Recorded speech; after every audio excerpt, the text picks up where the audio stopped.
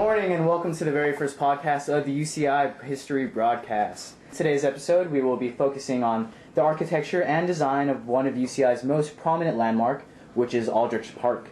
We've all seen it, right in the middle of the campus surrounded by trees, grass, buildings. But what is it really, and why was it placed there? Today we'll be having a professor on the show. His name is Professor Chris Cornell, a sociology professor currently teaching here at UCI, who knows much about the influences of the park and the construction of the campus. That we will elaborate more on the conception of Aldrich Park. Hello and welcome to the show, Professor Chris. We're pleased to have you here with us today. Well, thanks for having me here today. All right, let's just get right into this, shall we? Well, now, the University of California is one out of the 9 University of California campuses and has earned national acclaim in academia as one of the nationally ranked public research universities. A lot of the planning of UC Irvine was already in place. To be honest, they originally planned on having Aldrich Park as not a park, but rather a lake with a clock tower in the middle and bridgeways connecting it all. Wait, I can't even understand. A clock tower in the middle? I never heard of such a thing.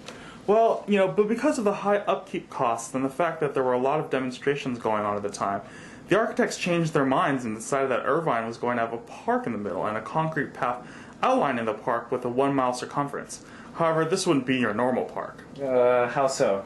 Well, in actuality, they decided to make the Central Park to contain many hills and many trees and distractions to discourage protest and a place to rally.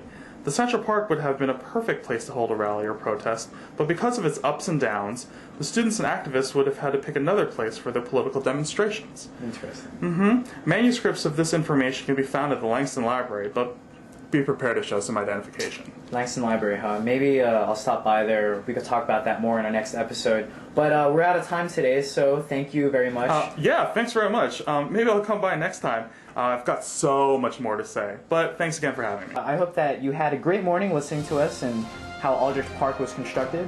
And this was the first episode of The Legends of UCI. Well, see you next time.